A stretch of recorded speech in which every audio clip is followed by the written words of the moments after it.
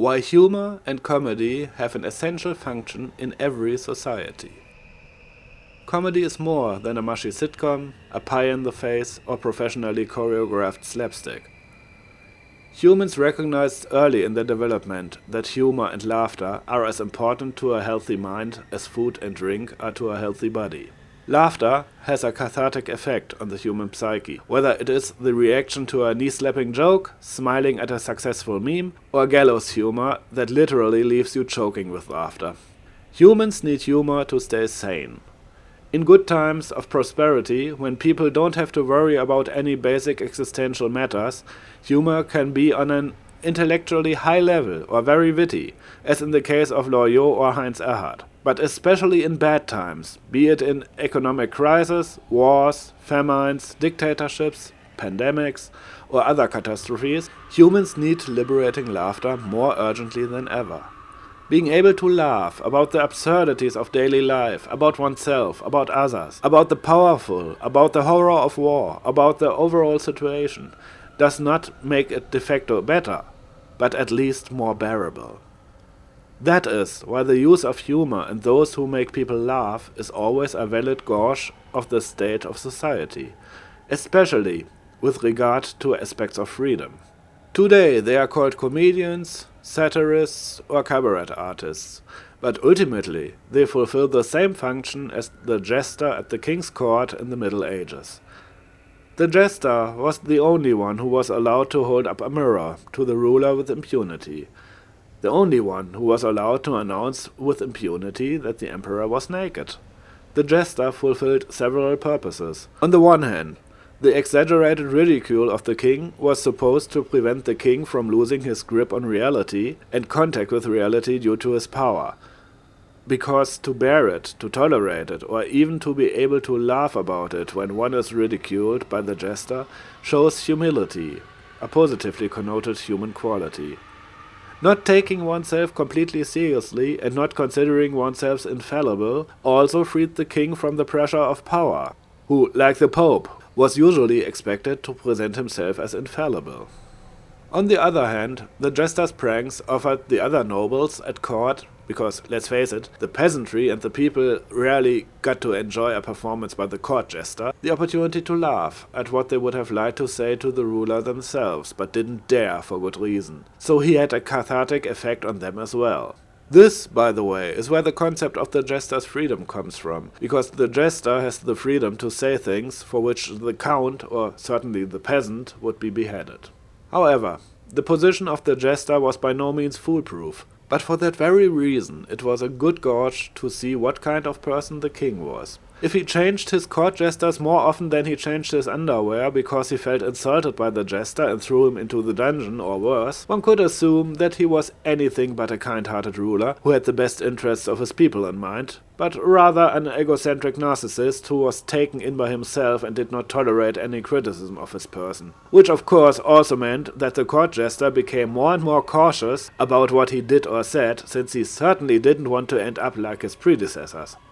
This ultimately led to the castration of humor, since it could no longer fulfill its actual task of criticism and catharsis, and the jester now did nothing but praise the ruler and his decisions. Anyone who sees any parallels to today's mainstream comedians here has been paying attention and listening, but more on that later. Before we get to the current situation, a few more words about the Middle Ages.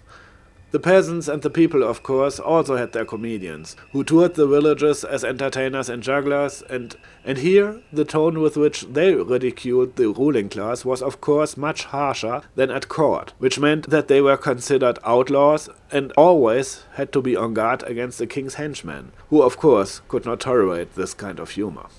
So even then, there was already a division between fools tolerated by the rulers and fools persecuted by the government. The fact that until a few years ago, in Western civilization, every comedian, whether he was for or against the government in power, could say what he wanted without fear of reprisals, imprisonment, execution or deplatforming, was a merit of the Enlightenment, and was fought for only against long resistance from the ruling class with the blood, sweat and tears of many freethinkers.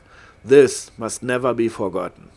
This only makes the current situation in the 20s of the 21st century even more absurd, with a punchline that no one can laugh at any longer. Because today, it's not even the state or the ruling class itself that persecutes disagreeable comedians and gets them out of the way. No, in the 21st century, the ways and means are much more perfidious and sophisticated. After decades of indoctrination with cultural Marxist, postmodernist bullshit in our educational institutions, where people are taught pseudo-scientific, harebrained, sexist and racist nonsense like structural discrimination of women or structural racism in Western societies, the people take it upon themselves to accuse comedians of insulting or discriminating against minorities and then simply deplatform them for their remarks and jokes. The state washes its hands of the matter and propagates freedom of opinion and speech while passing nonsensical laws against factually non-existent things like hate speech.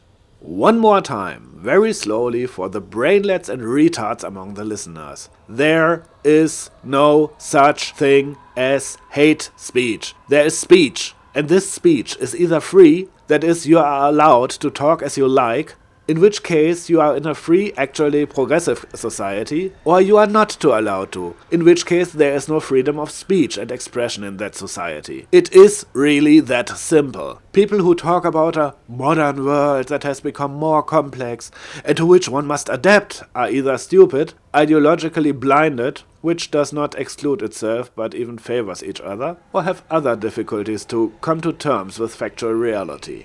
There are very few things in human life that are as clear-cut and binary as the question of freedom of speech. The jester or comedian must be disrespectful to everything and everyone, and that's exactly what makes him exceptional.